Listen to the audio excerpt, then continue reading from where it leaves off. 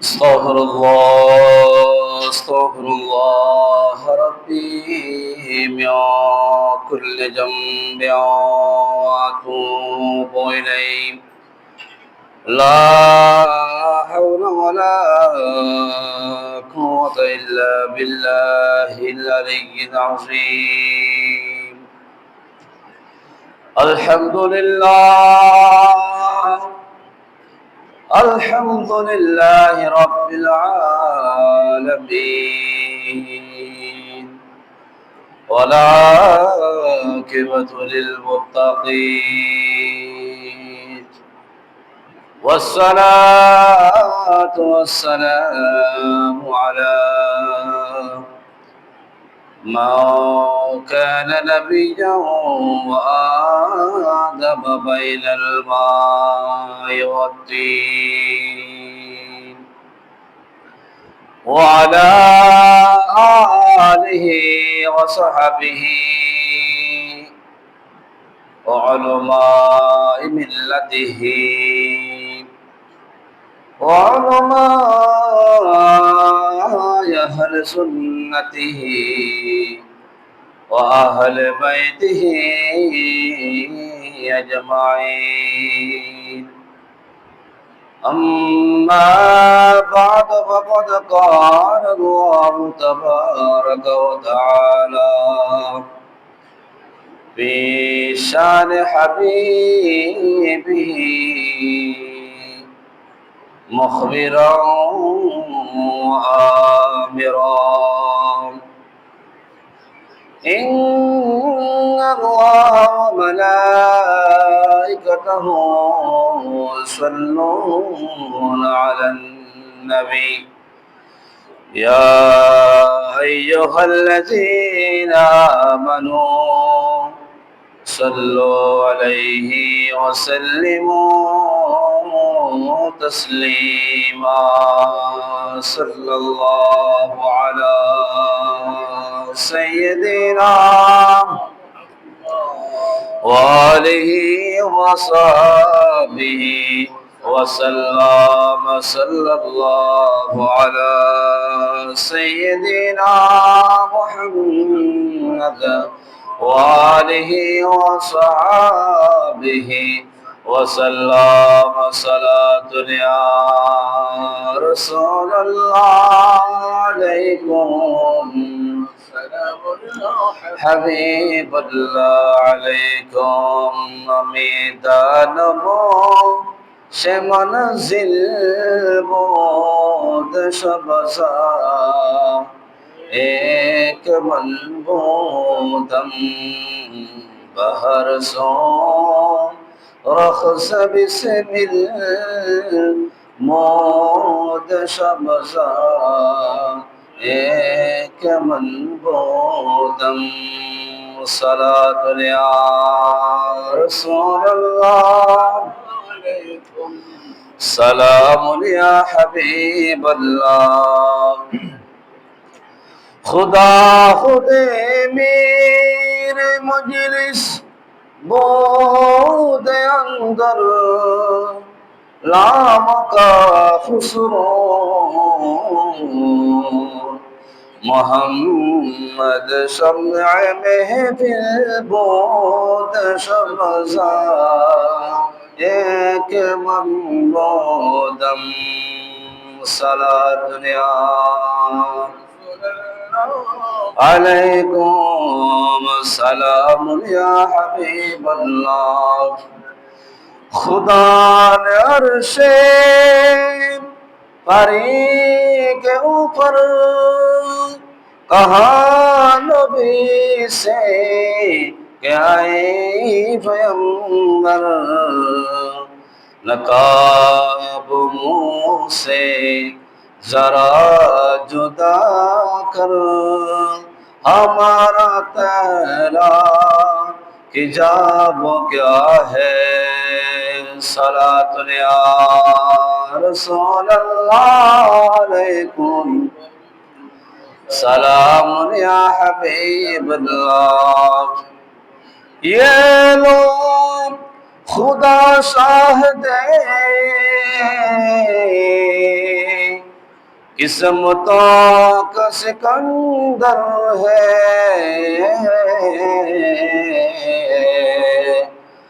جو سرور دو عالم کا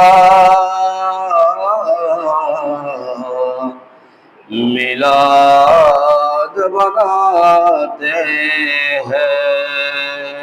صلاۃ یا رسول اللہ علیکم سلام یا حبیب اللہ. أعوذ بالله من الشيطان الرجيم ببركة بفضل بسم الله الرحمن الرحيم. إن الصلاة تنهى عن الفحشاء والمنكر. صدق الله المولانا العظيم وصدق رسوله النبي الحبيب الكريم ونحن ذلك لمن الشاهدين والشاكرين. مولاي صل وسلم وبارك عليه. يا بخلد لے مجھے چھوڑ گئے مدینہ میرا دوست جو مدینہ نہ کلیم کا تصور نہیں آل طور سینہ ہے بے خلد تو لے میں غلام مصطفیٰ ہوں. میرے خالقی نے پوچھا میں غلام مصطفیٰ ہوں. میرے خالقی نے پوچھا میرا دل بنایا کعبہ میرا دل بنایا کعبہ میرا جگر بنے مدینہ نہ کلیم کا تصور نہیں آل دور سینہ اے بے خلد تو لے اس کے نبی میں مرنا اس کے نبی میں جینا اس کے نبی میں مرنا اس کے نبی میں جینا مجھے دیکھ کر جہنم مجھے دیکھ کر جہنم کبھی آ گیا پسینہ کلیم کا تصور نہیں آل طور سینہ یا بے خلد تو لے مجھے دشمنوں نصیروں میرے کوئی جہاں میں مجھے دشمنوں نصیروں میرے کوئی جہاں میں میں بھی تو کہوں گا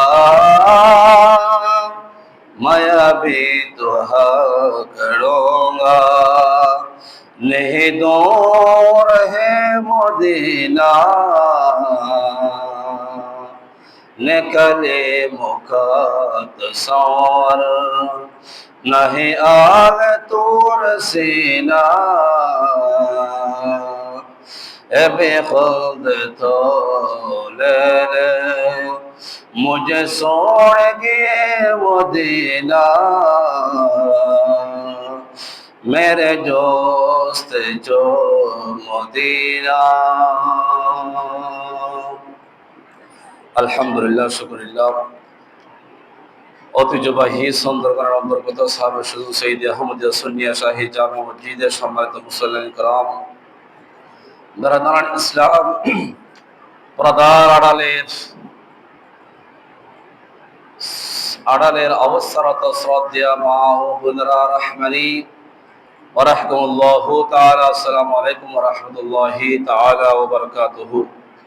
আল্লাহ পাকের লক্ষ কোটি শুকরিয়া জ্ঞাপন করি যে মহান মনিম রব্বুল ইজ্জত আজকে সফরে মুআজ্জম শরীফের সর্বপ্রথম জুমা মুবারকে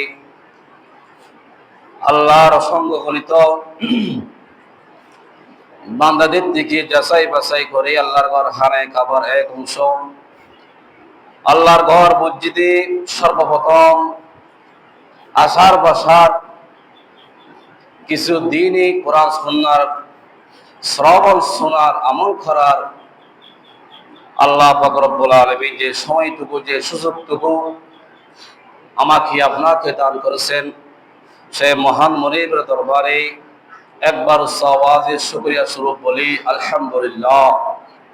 সাথে সাথে দুরূদ আর হাদিয়া নাজরানা পেশ করছি সরওয়ারে কায়নাত ফখরে মুজিজাত নবী রাহমাতুল লিল আলামিন, দু জাহানের বাদশা নবী, আকা মাওলা, জাহান্নাম থেকে বাঁচানো ওয়ালা নবী, জান্নাত দেনা ওয়ালা নবী, হুজুর আকরাম নূর মুজাসসাম নূরুন আলা নূর হযরত মুহাম্মদ মুস্তাফা আহমদ মুজতবা সাল্লাল্লাহু তাআলা আলাইহি ওয়াসাল্লাম নূরানি কদমে লক্ষ কোটি বেসমার দুরূদ আর হাদিয়া নাজরানা পেশ করছি। সম্মানিত হাজিরিন, সম্মানিত মুসল্লিন کرام, আমি গত জুমায় নামাজের সম্পর্কে আলোচনা করেছিলাম যে নামাজ পড়লে আল্লাহ পাক সুবহানাহু ওয়া তাআলা ওই বান্দারকে কি নিয়ামত দিবে, কি পুরস্কার করবে, এই বিষয়ে আজকে আলোচনা শেষ করব। যেহেতু মহান রব্বুল আলামিন আমাকে আপনাকে একটা নির্দিষ্ট হায়াত, নির্দিষ্ট জীবন আমাকে আপনাকে দান করেছেন, যে জীবনটা, যে হায়াতটা শেষ হওয়ার সাথে সাথেই রব্বুল আলামিন আমাকে আপনাকে ডাক দিবেন, সেই ডাকের মধ্যে অবশ্যই অবশ্যই আমাকে আপনাকে সাড়া দিতে হবে। যেহেতু মহান রব্বুল আলামিন মুমিন, মুত্তাকি, পরহেজগার নরনারী প্রত্যেকের শাহী রব থেকেও আরো কাছে, একটু জোরে বলুন না সুবহানাল্লাহ।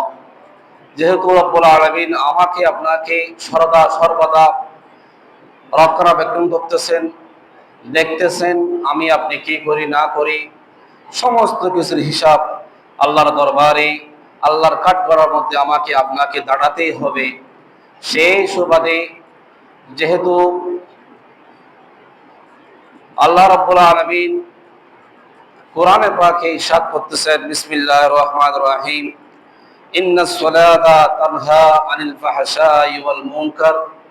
রব্বুল আলামিন বলতেছেন, নিশ্চয় নিশ্চয় নামাজ মানুষকে অশ্লীল কাজকর্ম থেকে, বাহায়াপনা থেকে, লাঞ্ছনীয় কাজ থেকে, গুনাহ থেকে অবশ্যই অবশ্যই বিরত রাখে। একটু জোরে বলুন না সুবহানাল্লাহ।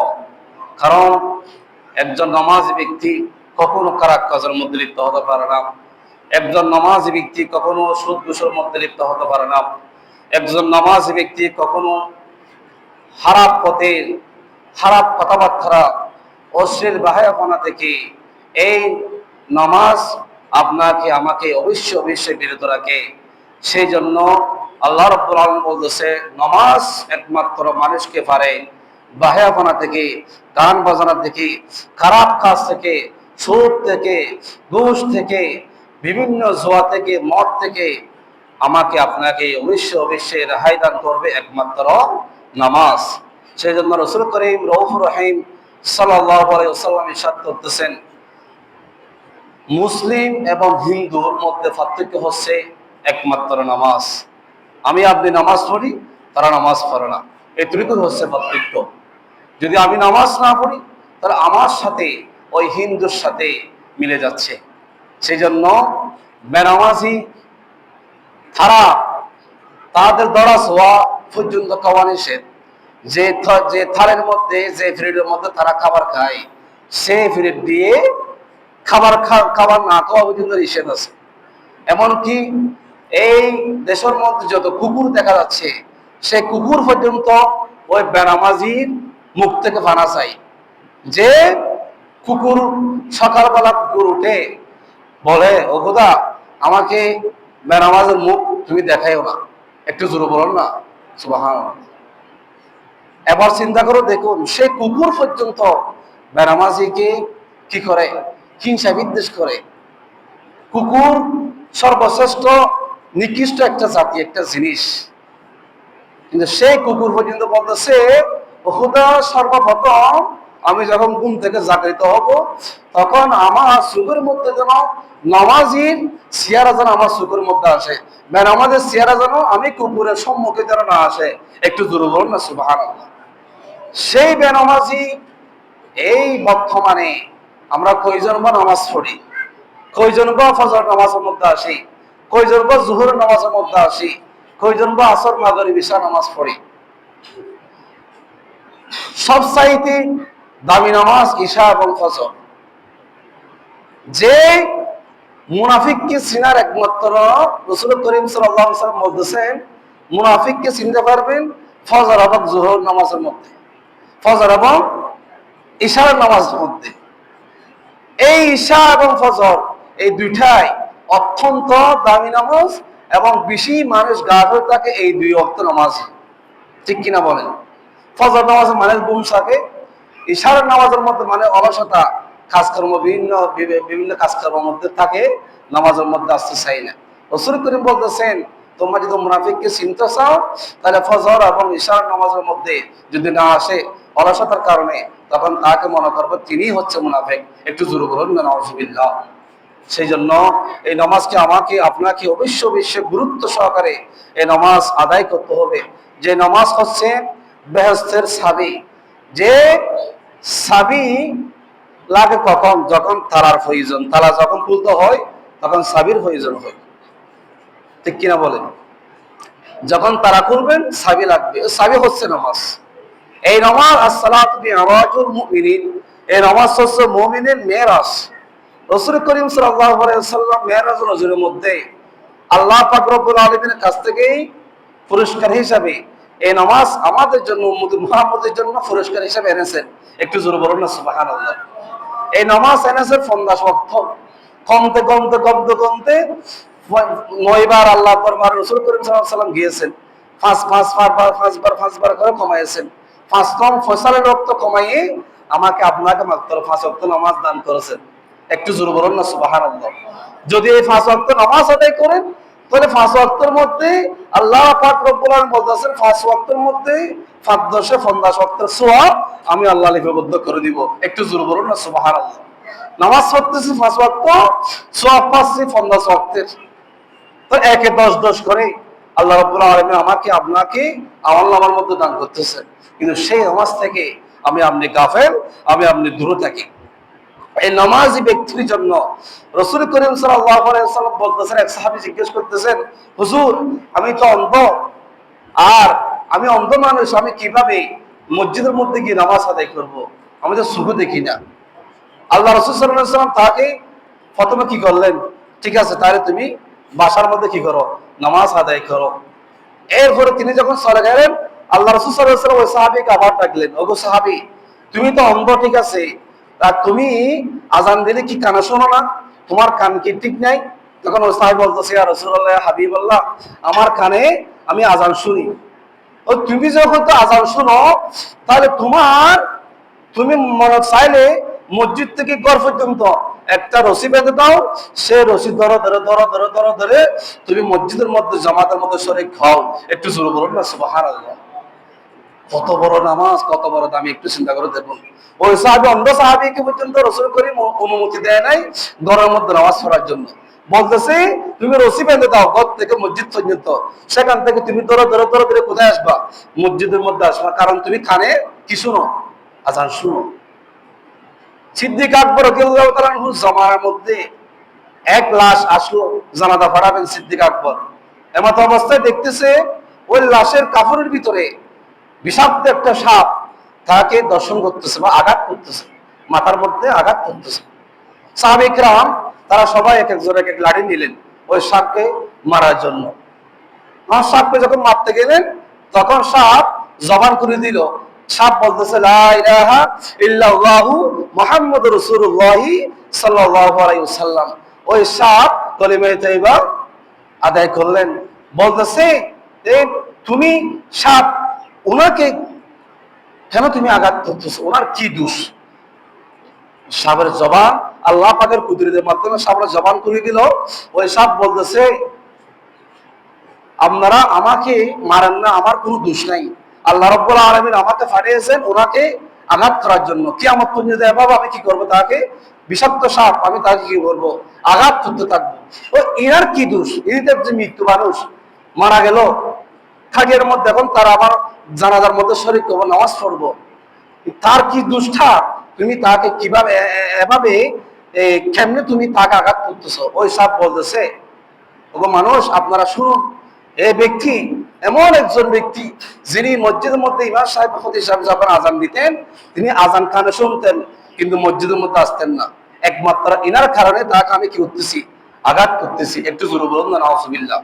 দ্বিতীয় নম্বর কারণ হচ্ছে ওনাকে আল্লাহ রাব্বুল আলামিন দুনিয়ার মধ্যে বেঁচে থাকতে কোটি কোটি লক্ষ লক্ষ টাকা সম্পত্তির মালিক, জায়গা সম্পত্তির মালিক, টাকা পয়সার মালিক তাকে বানিয়েছেন, কিন্তু তিনি কখনো ওই টাকা থেকে ওই জায়গা থেকে কখনো তিনি যাকাত ফিতরা দেয় নাই, যার কারণে আমি সাত তাকে আঘাত করতেছি। একটু জোরে বলুন নাউজুবিল্লাহ। তৃতীয় নম্বর কারণ হচ্ছে তাকে আঘাত করার কারণ হচ্ছে মসজিদের মধ্যে ইমাম সাহেব খতিব সাহেব বা হুজুররা বিভিন্ন মাহফিলে ময়দানে আলোচনা করতেন নামাজের ব্যাপারে, নামাজের ব্যাপারে আলোচনা করতেন, তিনি শুনতেন, তিনি এক কান দিয়ে শুনে সে কান দিয়ে তিনি কি করতেন? বাই করে দিতেন। তিনি কখনো হুজুরদের আলেমদের কথা তিনি শুনেন নাই, শুনতেন ঠিক আছে কিন্তু বাই করে দিতেন, যার কারণে আমি সাপ আজকে তার জানাজার আগে, তার মাঠে জানাজা আসার আগে থেকে আমি তাকে দর্শন করা, আঘাত করা শুরু করে দিয়েছি। একটু জোরে বলুন না নাউজুবিল্লাহ। আবার চিন্তা করো, দেখুন যিনি বেনামাজি তাকে এভাবেই বিষাক্ত সাপ তাকে কি করে? আঘাত করতে থাকে। আর যিনি নামাজি তার জন্য হাসর নসর ফুসিরাত 30,000 বছরের রাস্তা, তার জন্য অতি শিগগিরই তিনি কি হয়ে যাবেন? চোখ বন্ধ করতে খুলে যতক্ষণ সময় লাগে ততক্ষণের মধ্যে তিনি ফুলসিরাত পার হয়ে যাবেন। একটু জোরে বলুন না সুবহানাল্লাহ। সেই জন্য রাসূল করিম সাল্লাল্লাহু আলাইহি ওয়াসাল্লাম ইরশাদ করতেছেন, যিনি নামাজ ব্যক্তি এনাকে আল্লাহ পাক রব্বুল আলামিন পাঁচটা দামি জিনিস তাকে দান করবেন। এক নম্বর হলো তার মৃত্যুর কঠিন যন্ত্রণা থেকে আল্লাহ রাব্বুল আলামিন তাকে ইহসান দান করবেন। একটু জোরে বলুন না সুবহানাল্লাহ। দ্বিতীয় নম্বর হলো কবরের আযাব তার থেকে তুলে নিয়ে ফেলবেন। তৃতীয় নম্বর হলো হাসরের ওই কঠিন মেহশরের ময়দানে আল্লাহ রাব্বুল আলামিন তার আমলনামা তার ডান হাতে দান করবেন। একটু জোরে বলুন না সুবহানাল্লাহ। চতুর্থ নম্বর হলো ফুলসিরাত, 30,000 বছরের ফুলসিরাত সেই ব্যক্তির দ্রুত পার হয়ে যাবে। একটু জোরে বলুন না সুবহানাল্লাহ। পঞ্চম নম্বর হলো বিনা হিসাবে তাকে আল্লাহ রাব্বুল আলামিন জান্নাতে প্রবেশ করার ব্যবস্থা করে দিবেন, তার কোনো হিসাব থাকবে না, বিনা হিসাবে তিনি জান্নাতে আলা মাকামে পৌঁছে যাবেন। একটু জোরে বলুন না সুবহানাল্লাহ। এই পাঁচটা পরিষ্কার আমাকে আপনাকে দান করবে যদি নামাজ পড়ি। এমনকি মুমিন মুত্তাকি পরহেজগার যিনি নামাজি, যিনি সুদ থেকে ঘুষ থেকে হারাম থেকে বেঁচে থাকতেন, ইনি মারা গেলে ইনি যে কত বড় একটা নিয়ামত আমার কাছে আপনার কাছে ছিল কিন্তু আমি চিনি নাই। যে মারা যায় তখন মানুষ মারা গেলে বুঝে যায় মানুষটা আমার জন্য আপনার জন্য কি নিয়ামত ছিল, তার মৃত্যুটা বলে দিবি। এমনকি যে জান্নাতি ব্যক্তি মারা যায় ইনাকে দেখলে মানুষ বুঝতে পারে ইনি কি জান্নাতি নাকি জাহান্নামী, এইভাবে বুঝবেন। এক নম্বর কালেমা মুখে নিয়ে তিনি মৃত্যুবরণ করবে। একটু জোরে বলুন না সুবহানাল্লাহ। যিনি জান্নাতি হবেন ইনি কালেমা মুখে নিয়ে কি করবে? মৃত্যুবরণ করবে। দ্বিতীয় নম্বর হলো ওই ব্যক্তির মুখ একটু হলুদ রঙের হয়ে যাবে, মুখের মধ্যে একটু মানে গাম দেখা যাবে, একটু জোরে বলুন না সুবহানাল্লাহ। মুখগুলো হলুদ রঙের হয়ে যাবে হালকা, এবং একটু একটু কি হবে? গাম বাইর হবে, মনে করবেন ওই ব্যক্তির জান্নাতি। একটু জোরে বলুন না সুবহানাল্লাহ। এগুলো নিদর্শন জান্নাতীর। তৃতীয় নম্বর হলো সদকা করার সাথে সাথে, দান সদকা করার সাথে সাথে যে ব্যক্তি মারা যায় ইনি হচ্ছে জান্নাতি। একটু জোরে বলুন না সুবহানাল্লাহ। চতুর্থ নম্বর হলো জুমার দিন বা জুমার রাতে যে নরনারী যদি মারা যায়, মনে করবেন ওই ব্যক্তিও কি জান্নাতি। একটু জোরে বলুন না সুবহানাল্লাহ। তাহলে জান্নাতি ব্যক্তিও ছিলাম আমরা, জাহান্নামী ব্যক্তিও ছিলাম, নামাজি ব্যক্তিও আমি আপনি ছিলাম। যদি নামাজ পড়েন তাহলে এই নিয়ামত গুলো আমি আপনি পাবো। হারাম থেকে যদি বেঁচে থাকেন এই নিয়ামত গুলো আমি অবশ্যই আমি আপনি খাবো। সেই জন্য আল্লাহ পাক রব্বুল আলামিন বলতেছে, মা সালাকাকুম ফি সাকার ক্বালু লাম নাকু মিনাল মুসাল্লিন। কিয়ামতের ময়দানে সমস্ত মানুষকে দাঁড়িয়ে করে যখন আল্লাহ পাক রব্বুল আলামিন বলবে, রুকু করতে যখন বলবে, কে রুকু করতে পারবে না। এমন ভাবে দাঁড়িয়ে থাকবে যেমনি ভাবে লোহা বা গাছ দাঁড়িয়ে থাকে, ঠিক তেমনি ভাবে দাঁড়িয়ে থাকবে, কেউ রুকুতে যেতে পারবে না। অনেক কঠিন হয়ে যাবে, মানে ঘুঙুর ভেঙে যাবে, রুকুতে কেউ যেতে পারবে না। আল্লাহ পাক রব্বুল আলামিন বলতেছে, ক্বালু লাম নাকু মিনাল মুসাল্লিন, তোমাকে রুকু করতে বলছিলাম, তোমার রুকু যেতে পারতেছে না, কারণটা কি? তখন তারা বলবে, ও খোদা, আমরা দুনিয়ার মধ্যে নামাজ থেকে দূরে থাকতাম, আমরা নামাজ আদায় করতাম না। একটু জোরে বলুন না নাউজুবিল্লাহ। যার কারণে আজকে আমরা রুকুতে যেতে বললেও রুকুতে যেতে পারতেছি না। তার মানে আমরা বেনামাজি, আমরা অবশ্যই অবশ্যই জাহান্নামী। একটু জোরে বলুন না নাউজুবিল্লাহ। এই এখান থেকে বাছাই করে আল্লাহ রাব্বুল আলামিন জাহান্নামের কঠিন আযাবের ফেরেশতার মাধ্যমে আল্লাহ রাব্বুল আলামিন তাকে কি করবেন? জাহান্নামের মধ্যে টেনে হিচড়ে টেনে টেনে তাকে কোথায় নিয়ে যাবেন? জাহান্নামে নিয়ে যাবেন। আল্লাহ রাব্বুল আলামিন আমাকে আপনাকে এই পাঁচ ওয়াক্ত নামাজ যেন বাজামাত আদায় করতে পারি, আল্লাহ আমাকে সেই তৌফিক দান করুক। সকল বলুন আমিন। আর যারা নামাজ পড়তেছে এভাবে ধারাবাহিক আমরা পাঁচ ওয়াক্ত নামাজ জামাতের সাথে যেন আদায় করতে পারি, আল্লাহ রাব্বুল আলামিন আমাকে আপনাকে তৌফিক দান করুক। সকল বলুন আমিন। আরেকটা হাদিস বলে শেষ করব, যেহেতু আল্লাহ রাসূল সাল্লাল্লাহু আলাইহি ওয়াসাল্লাম বলতেছেন, এক মুসলমান অপর মুসলমানের 6টা হক আছে। কয়টা হক? 6টা হক। এক মুসলমান অপর মুসলমানের কয়টা হক? 6টা হক। তার মধ্যে 1 নম্বর হক হলো সালামের উত্তর দেওয়া এবং সালামের জবাব দেওয়া, সালাম দেওয়া, সালামের জবাব দেওয়া এবং সালামের জবাবটা, সালাম দেওয়াটা ফসার করা। একটু জোরে বলুন না সুবহানাল্লাহ। একটা হক হচ্ছে এটা। এখন অনেক মানুষ সালাম দেয়, অলসতার কারণে, হিংসার কারণে কেউ উত্তর দেয় না। গালো পুরো না, যে অলস মানে যে হিংসা সমাজের মধ্যে দেখতে পাই আমরা। বরং তো কেউ যদি কাউকে সালাম দেয়, ওই সালামের জবাবটাও দেয় না।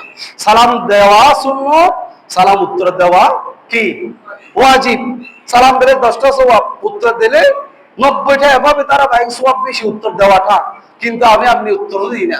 সালাম দিচ্ছে ঠিক আছে, কিন্তু গালের ভিতর ওই ব্যক্তি শুনতেছে না যে উত্তরটা দিচ্ছে কিনা, কষ্ট পাবে, মানুষটা কষ্ট পাবে। এক ব্যক্তিকে আমি সালাম দিলাম, উত্তরটাও দেয় নাই, কেমন মানুষ। রাসূল করিম সাল্লাল্লাহু আলাইহি ওয়াসাল্লাম বলতেছে, সালামের প্রসার যদি বাড়িয়ে দেন সমাজের মধ্যে, কখনো হিংসা বিদ্বেষ মারামারি অহংকার কখনো মনের মধ্যে আসবে না। আল্লাহ রাসূল কি কোনো সাহাবী কেউ সালাম প্রথমে দিতে পারে নাই। এমনকি অনেক সাহাবী ও রাসূল দরজার ফাঁকের মধ্যে, দরজার কন্দরের মধ্যে লুকিয়ে থাকতেন রাসূল পাক সাল্লাল্লাহু আলাইহি ওয়াসাল্লামকে সালাম দেওয়ার জন্য। কিন্তু আল্লাহ রাসূল সাল্লাল্লাহু আলাইহি ওয়াসাল্লাম ইলমে গায়বের মালিক রাসূল করিম সাল্লাল্লাহু আলাইহি ওয়াসাল্লাম আল্লাহ বানিয়েছেন। আল্লাহ রাসূল সাল্লাল্লাহু আলাইহি ওয়াসাল্লাম দেখতেছে এক সাহাবী দরজার কন্দরের মধ্যে লুকিয়ে আছে, তাকে সালাম দিবেন। রাসূল করিম সাল্লাল্লাহু আলাইহি ওয়াসাল্লামকে কি দিবেন? সালাম দিবেন। আল্লাহ রাসূল সাল্লাল্লাহু আলাইহি ওয়াসাল্লাম ঢোকার সাথে সাথে রাসূল করিম সাল্লাল্লাহু আলাইহি ওয়াসাল্লাম তাকে সালাম দিলেন। একটু জোরে বলুন না সুবহানাল্লাহ। ওই সাহাবীকে সালাম দেওয়ার আগে রাসূল করিম সাল্লাল্লাহু আলাইহি ওয়াসাল্লাম কি দিলেন? সালাম দিলেন। তার মানে সালামের গুরুত্ব আল্লাহ রাসূল সাল্লাল্লাহু আলাইহি ওয়াসাল্লাম জামানা থেকে এই পর্যন্ত এসেছেন। কিন্তু আমি গাফেল, সালাম দিচ্ছে যে ব্যক্তি, তার সালাম উত্তর পর্যন্ত দিচ্ছি না, আর আমি কিভাবে সালাম দিব?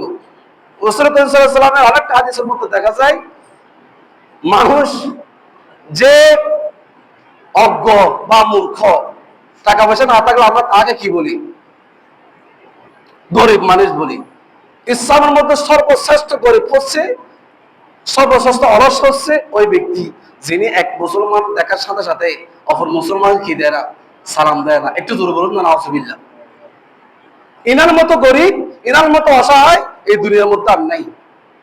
সেই জন্য সালামের প্রসার প্রসার আমাদেরকে বাড়িয়ে দিতে হবে। যদি সমাজের মধ্যে সুশৃঙ্খল বজায় রাখতে চান, সমাজের উশৃঙ্খলা থেকে বজায় রাখতে চান, হিংসা বিদ্বেষ অহংকার লোভ থেকে যদি বেঁচে থাকতে চান, তাহলে সালামের প্রসার প্রসার আমাদেরকে বাড়িয়ে দিতে হবে। এখন টুপি দেখলে সালাম দিই, টুপি না দেখলে সালাম দিই না। দাড়ি থাকলে সালাম দিই, দাড়ি না থাকলে সালাম দিই না। যদি হিন্দু হয়, বুদ্ধ হয়, খ্রিস্ট হয়, যদি চিনে তাকে সালাম দিবেন না, প্রয়োজন নাই। বলে সালাম দিলেও জবাবটা ওয়ালাইকুম ওয়ালাইকুম সালাম বলতে হয়। এভাবে সালামের প্রসার প্রসার আমাদেরকে বাড়িয়ে দিতে হবে। যদি আমি আপনি কি সমাজের উশৃঙ্খলা থেকে, হিংসা বিদ্বেষ থেকে যদি বাঁচে থাকতে চাই, অহংকার থেকে বেঁচে থাকতে চাই, সালামটা বাড়িয়ে দিবেন। শুধু হুজুরকে দিবেন তাই নয়, চিনা পরিচিত সবাইকে ওয়ালা তুতিমু তুআমা ওয়া তাকরাউ সালামা আলা মান আরাফতা ওয়া মান লাম তারিফ। রাসূল করিম সাল্লাল্লাহু আলাইহি ওয়াসাল্লামের সহিহ হাদিস, আল্লাহ রাসূল বলতেছেন মানুষকে খাবার খাওয়া এটাও অন্যতম একটা সুন্নাত আমি রাসূলের। একটু জোরে বলুন না সুবহানাল্লাহ। ওয়া তাকরাউ সালামা আলা মান আরাফতা ওয়া মান লাম তারিফ, এবং মানুষকে সালাম দেওয়া, চিনা অচিনা, অপরিচিত পরিচিত সবাইকে তোমরা কি দাও, সালাম দাও। একটু জোরে বলুন না সুবহানাল্লাহ। এক নম্বর কারণ এটা। দ্বিতীয় নম্বর হলো কোন মুসলমানের ঘরের মধ্যে দিয়ে দাওয়াত দেয়, সেই দাওয়াতটা কি করা, কবুল করা। একটু জোরে বলুন না সুবহানাল্লাহ। দাওয়াত দিছে আপনাকে আমাকে কয়জন, একজন বা দুইজন, যতজনকে ধরে দিয়েছেন ততজন যাবেন। এখন দেখতেছেন একে 10 জন নিয়ে যাই, আমি 1000 টাকা দিছি বা 500 টাকা দিছি, পরিবারের যত সদস্য আছে সবাইকে নিয়ে দাওয়াত খেতে যাই। আল্লাহ রাসূল সাল্লাল্লাহু আলাইহি ওয়াসাল্লাম স্পষ্ট হাদিস, রাসূল করিম সাল্লাল্লাহু আলাইহি ওয়াসাল্লাম সাহাবী দাওয়াত দিলেন, আল্লাহ রাসূলকে বলতেছেন ইয়া রাসূলুল্লাহ হাবিবাল্লাহ, আপনার সাথে আপনি সহ আরো 60 জন যোগ করে আপনি সহ 5 জন আমার ঘরের মধ্যে কি করবেন, দাওয়াত গ্রহণ করবেন। একটু জোরে বলুন না সুবহানাল্লাহ। রাসূল করিম সাল্লাল্লাহু আলাইহি ওয়াসাল্লাম ওই সাহাবীর কথা শুনে রাসূল করিম সহ কয়জন, 5 জন ওই সাহাবীর দাওয়াতে আমন্ত্রণে দাওয়াতে যাচ্ছেন। এদিকে আরেক সাহাবী ওই 5 জনের সাথে আরেক সাহাবী যোগ হচ্ছেন। রাসূল করিম সাল্লাল্লাহু আলাইহি ওয়াসাল্লাম বলতেছেন তোমাকে তো ওই ব্যক্তি দাওয়াত দেয় নাই, তুমি কেন আমাদের সাথে যোগ দিচ্ছ? ইয়া রাসূলুল্লাহ, এ হাবিবাল্লাহ, আমি আপনার সাথে যেতে চাই। রাসূল করিম বলতেছেন না, তুমি যেতে পারবে না। আমাকে ধরে বলতেছেন আমি সহ আরো 60 জন, মোট 5 জন দাওয়াত দিয়েছেন, তুমি গেলে তো ওই ব্যক্তি কষ্ট পাবে। 6 জনের খাবার তো ওই ব্যক্তি হয়তো করে নাই, 5 জন দাওয়াত দিয়েছে, 5 জনে যাবো। তারপরেও উনি বলতেছেন না ইয়া রাসূলুল্লাহ আমি যাব। গেলেন, গিয়ে দরজার নক দিলেন, রাসূল করিম সাল্লাল্লাহু আলাইহি ওয়াসাল্লামের জন্য খাবারের ব্যবস্থা করলেন, দরজা খুললেন। ঢোকার সাথে সাথে রাসূল করিম সাল্লাল্লাহু আলাইহি ওয়াসাল্লাম বলতেছেন ওগো সাহাবী, তুমি যে আমাকে দাওয়াত দিয়েছো, আমি সহ 5 জন, এখন দেখতেছে আরেকজন ব্যক্তি আমাদের সাথে যোগ দিয়েছে, যদি তুমি তাকে কবুল করো, তাকে অনুমতি দাও, তিনি আমাদের সাথে খাবারের ব্যবস্থা করতে পারবে, খাবার খেতে পারবে। তোমার অনুমতি করনি, তুমি যদি অনুমতি না দাও তাহলে তোমার ঘরের মধ্যে খাবার খাওয়াটা ওই ব্যক্তির জন্য হারাম হয়ে যাবে। একটু জোরে বলুন না সুবহানাল্লাহ। আল্লাহ রাসূল সাল্লাল্লাহু আলাইহি ওয়াসাল্লামের এই কথার দ্বারা আমরা কি বুঝলাম, যতজনকে দাওয়াত দিবে ততজন যাবেন, একজনও বেশও যাবেন না, কমে যাবেন না, যা দাওয়াত দিবে তা গ্রহণ করবেন। রাসূল পাকের অন্যতম সুন্নাত। কারণ ব্যাস গিয়েছে বিদায়, ওই যিনি দাওয়াত দিয়েছেন সাহাবী দাওয়াত, ওনার থেকে প্রশ্ন করে তার দাওয়াত কবুল করে তারা ঘরের মধ্যে তাকে খাবারের ব্যবস্থা করেছেন। একটু জোরে বলুন না সুবহানাল্লাহ। সেই জন্য সে দাওয়াত এভাবে গ্রহণ করবেন। এখন দেখতেছি অনেক আলেম ওলামা দাড়ি টুপি রেখে ইনা 21 হুজুর, মানে ছোট ছোট বাচ্চা, কেউ নাচ গায়, কেউ বা গজল গায়, আর কেউ কোরআন পাকের তেলাওয়াত শুনে, এভাবে আর কেউ বই বিতরণ করে, হুজুরদের সাথে যায়, মাহফিলে যায়। আর কি কয়জন, 21 মানে 20 জন নাম বলতেছি না, একজন ব্যক্তি। তো ইনি এখানে গিয়ে কি হচ্ছেন, এনাকে দাওয়াত দিয়েছে একজনকে, ইনি আরো 10 জন 15 জন মানুষ নিয়ে তার খাবারের মধ্যে শর্ট ফেলেছেন। দ্বিতীয় ব্যক্তি যখন ওয়াজ নসিহত করে, যখন জিজ্ঞেস করলেন হুজুর আপনি খাবার খেয়েছেন, হয়তো আমি কিভাবে খাবার খাবো, যিনি আমার আগে ওয়াজ নসিহত করেছেন ইনাকে তো একজনকে দাওয়াত দিয়েছেন, ইনি তো 21 মানুষ ওনার ঘরের মধ্যে এনে পুরা ডেকটা কি করে দিয়েছেন, বিরিয়ানির ডেক এক মুহূর্তের মধ্যে তিনি কি করে দিলেন, শেষ করে দিলেন। আমি এখানে খাবারের কোনো ব্যবস্থাও নাই, আমি খাবার খেতে পারি নাই। একটু জোর বলুন না নাউজুবিল্লাহ। এগুলো অহরহ আমাদের সমাজের মধ্যে এলাকার মধ্যে চলে। সেই জন্য বিনা দাওয়াতে কেউ কারো খাবার গ্রহণ করবেন না। রাসূলুল্লাহ পাক সাল্লাল্লাহু আলাইহি ওয়াসাল্লামের এই হাদিসগুলো আমরা কি করব? আমল করব। তৃতীয় নম্বর হলো সব পরামর্শ দিবেন। একজন ব্যক্তি আপনার কাছে কখন আসে? যখন তার পরামর্শের প্রয়োজন হয়।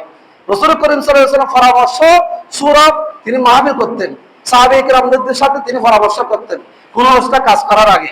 পরামর্শক্রমে ওই কাজটা কি করতেন? সফল করতেন। পরামর্শ করতেন আগে, একজনের পরামর্শক্রমে তিনি কাজ করতেন না। সাহাবায়ে কেরামদের সবাইকে ডেকে তিনি আলোচনা করার মাধ্যমে ওই কাজটা করলে কেমন হয়, না করলে কেমন হয়, এভাবে সাহাবায়ে কেরাম রাসূল করিম সাল্লাল্লাহু আলাইহি ওয়াসাল্লাম নির্দেশে তিনি পরামর্শ চাইতেন, পরামর্শ দিতেন। একটু জোরে বলুন না সুবহানাল্লাহ। এখন মানুষ যার কাছে পরামর্শ চাচ্ছেন ওই ব্যক্তি আপনাকে এমন পরামর্শ দিচ্ছে যে পরামর্শের কারণে আপনি গর্তের মধ্যে পড়তেছেন, যে পরামর্শের কারণে আপনি কোথায় পড়তেছেন? গর্তে বা কারার মধ্যে পড়তেছেন বা খারাপ কাজের মধ্যে পড়তেছেন। মানে দ্বিতীয় পরামর্শ কখনো ভালো পরামর্শ এখন মানুষ দেয় না, খারাপ পরামর্শ দিচ্ছি। সেজন্য রাসূলুল্লাহ সাল্লাল্লাহু আলাইহি ওয়াসাল্লাম বলতেছে ওয়াতাওয়াসাউ বিল হাক্কি ওয়াতাওয়াসাউ বিস সবরি। আল্লাহ পাক রব্বুল আলামিন বলে যে সৎ পরামর্শ দেয় এবং সবরের জমিন যে কি করে প্রত্যেক কাজের মধ্যে সবর করে, ওই ব্যক্তি হচ্ছে সৎ, ওই ব্যক্তি হচ্ছে আল্লাহ পাক রব্বুল আলামিনের গ্রহণযোগ্য একজন ব্যক্তি। একটু জোরে বলুন না সুবহানাল্লাহ। কারণ সমস্ত মানুষ নাই ক্ষতিগ্রস্ত। সূরাতুল আসরের মধ্যে বলতেছে ওয়াল আসরি, আমি আসরের শপথ করে বলতেছি, আল্লাহ পাক রব্বুল আলামিন বলতেছে ইন্নাল ইনসানা লাফি খুসর, সমস্ত মানুষ ক্ষতিগ্রস্ত, সমস্ত মানুষ গুনার মধ্যে, সমস্ত মানুষ খারাপ খারাপের মধ্যে নিমজ্জিত। ওই ব্যক্তিরা ছাড়া যারা ইল্লাল্লাযিনা আমানু ওয়া আমিলুস সালিহাত ওয়া তাওয়াসাউ বিল হাক্কি ওয়া তাওয়াসাউ বিস সবরি, যারা ঈমান আনার পরে আমলে সালিহাত নেক কাজ ভালো কাজ করেছে, তারা ব্যতীত যারা সৎ কাজ করেছে, যারা ধৈর্য ধারণ করেছে, তারা ব্যতীত বাকি সমস্ত মানুষ ক্ষতিগ্রস্তের মধ্যে নিমজ্জিত। একটু জোরে বলুন না নাউযুবিল্লাহ। চতুর্থ নম্বর হলো হাসির জবাব দেওয়া। হাসি আসে আল্লাহ পাক রব্বুল আলামিনের কাছ থেকে। একটু জোরে বলুন না সুবহানাল্লাহ। যে হাসিটা আমরা দিই, এই হাসির মাধ্যমে মেধা বিকাশ খুলে যায়, মানুষের জ্ঞান বৃদ্ধি বেড়ে যায়। শারীরিক একটা নিয়ামত হচ্ছে এই হাসি। হাসিটা যদি দিই, হাসি দেওয়ার সাথে সাথে আমাকে বলতে হবে আলহামদুলিল্লাহ, কারণ এই হাসি আছে আল্লাহ পাকের পক্ষ থেকে। আর হাই আছে কার পক্ষ থেকে? শয়তানের পক্ষ থেকে। আর যে হাইটা আমরা দিই, এই হাটা আছে কোথায় থেকে? শয়তানের পক্ষ থেকে। হাই আসার সাথে সাথে রাসূল করিম সাল্লাল্লাহু আলাইহি ওয়াসাল্লাম বলতেছেন মুখের মধ্যে হাত দিয়ে দিবা। মুখের মধ্যে কি দিবা? হাত। ওই হাতটা দিলে শয়তান আর গালার মধ্যে ঢুকতে পারে না। এখন করে হাই দিয়ে গালের মধ্যে মাছি বা মশা ঢুকেছে, একটা হাত পর্যন্ত দিতে পারে না।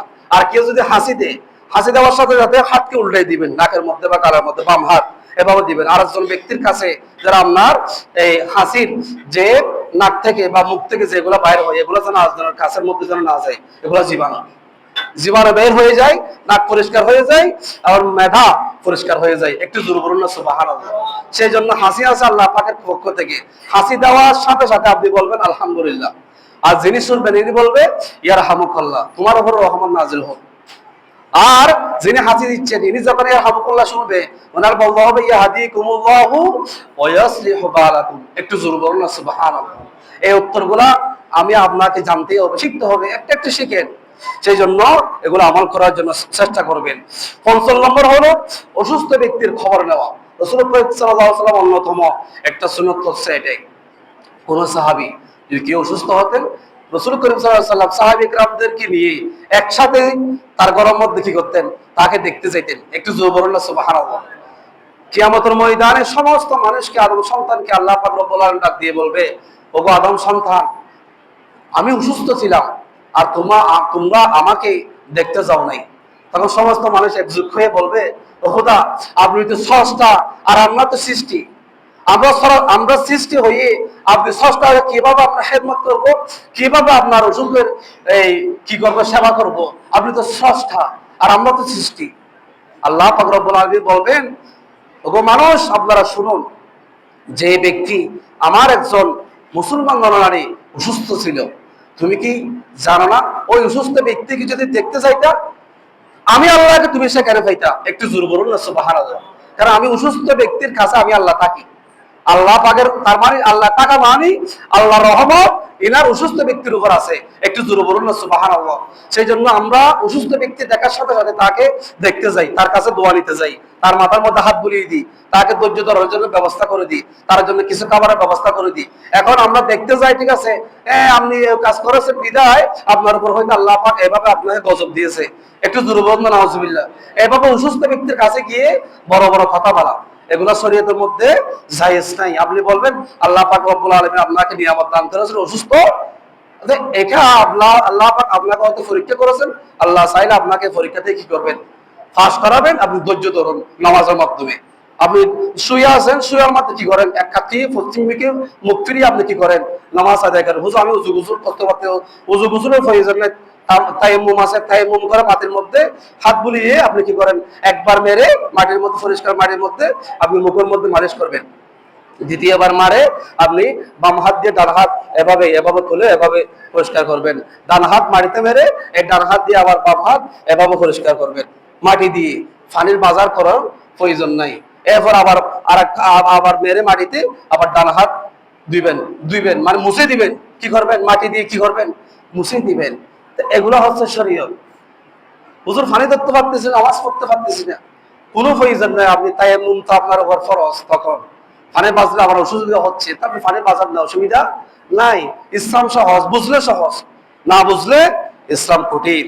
চতুর্থ নম্বর, পঞ্চম নম্বর গেল, এবং ষষ্ঠ নম্বর হলো জানাজার মধ্যে অংশগ্রহণ করা। ষষ্ঠ নম্বর একটা বড় হক, এক মুসলমান অপর মুসলমানের হকের মধ্যে ষষ্ঠ নম্বর হচ্ছে কোন মুসলমান মরণারে মারা গিয়েছে, তারা জানাজার মধ্যে কি করা, অংশগ্রহণ করা। এমন অংশগ্রহণ করবেন যে এনাকে দাফন কাফনের ব্যবস্থা পর্যন্ত, শেষ হওয়া পর্যন্ত, খবর রাত পর্যন্ত আপনি সেখানে দাঁড়িয়ে থাকবেন। কারণ রাসূল করিম সাল্লাল্লাহু আলাইহি ওয়াসাল্লাম বলতেছে, যে ব্যক্তি জানাজা থেকে শুরু করে তাকে দাফন পর্যন্ত কে যদি দাঁড়িয়ে থাকে, মুনাজাত করে, দোয়া মুনাজাত করে, তাহলে ওই ব্যক্তির জন্য 2 কারাত সওয়াব তার আমলনামার মধ্যে আল্লাহ পাক রব্বুল আলামিন দান করবেন। একটু জোরে বলুন সুবহানাল্লাহ। রাসূল করিম সাল্লাল্লাহু আলাইহি ওয়াসাল্লামের কাছ থেকে সাহাবায়ে কেরাম জিজ্ঞেস করলেন, ইয়া রাসূলুল্লাহ, ইয়া হাবিবাল্লাহ, কারাত কি? কি নামাজে পড়ে যে সেই কারাত, এই কারাতটা আমরা বুঝতেছি না। আল্লাহ রাসূল বলতেছেন সেই কারাতটা হচ্ছে 2টা পাহাড়ের সমতুল্য সওয়াব তার আমলনামার মধ্যে আল্লাহ পাক রব্বুল আলামিন দান করবেন। একটু জোরে বলুন না সুবহানাল্লাহ। এক কারাত মানে একটা উহুদ পাহাড় পরিমাণ সওয়াব, 2 কারাত মানে 2টা উহুদ পাহাড়ের সমান সওয়াব তার আমলনামার মধ্যে দান করবে যিনি জানাজায় আদায় করবে, এবং তাকে দাফন পর্যন্ত, যিনি মুনাজাত পর্যন্ত সেখানে কবরস্থানের মধ্যে দাঁড়িয়ে থাকবে, দোয়া মুনাজাত করে চলে আসবে, ওই ব্যক্তি আমলনামার মধ্যে 2 কারাত মানে 2টা পাহাড় সমতুল্য সওয়াব তার আমলনামার মধ্যে দান করবে। একটু জোরে বলুন না সুবহানাল্লাহ। এই আমলগুলো আপনাকে করার আল্লাহ আমাকে তৌফিক দান করুন, সকলে বলুন আমিন। এই আমলগুলা, এই হাদিসগুলো আমরা বাস্তবায়ন করবো, নিজে করব, এবং যারা শুনো নাই তাদেরকে শুনাই দিবেন। আমলগুলো যথাযথভাবে বাস্তবায়ন করবেন। এগুলা চলে গিয়েছে বিদায়, সুন্নতগুলো উঠে গিয়েছে বিদায়, আমার পক্ষ থেকে আল্লাহ পাক রব্বুল আলামিন কি দিচ্ছেন, বড় বড় এক একটা আযাব। বাসখালী দেখুন, আজকে বাসখালী দুলুশ্বাস হয়ে গেছে এই বন্যা কবলিত। কারণ 19 তারিখ হয়তো আরেকটা এই নিউজ পেয়েছে, 19 তারিখ থেকে হয়তো আমাদের কক্সবাজার জেলার মধ্যেও ভয়াবহ ঘূর্ণিঝড়ের ব্যবস্থা, ঘূর্ণিঝড় হবে। 3 নম্বর সতর্ক সংকেত হইতে দিয়েছে। আল্লাহ পাক রব্বুল আলামিন অত্র এলাকাকে, আমাকে আপনাকে এই সমস্ত ঘূর্ণিঝড় থেকে আমাকে আপনাকে রেহাই দান করুন, সকল বলেন আমিন। ওমা আলাইনা ইল্লা বালাগ। আসসালামু আলাইকুম ওয়া রাহমাতুল্লাহি ওয়া বারাকাতুহু। যারা সারাকাত কওয়া জুমা সুন্নাত পড়েননি, সারাকাত কওয়া জুমা সুন্নাত পড়েন।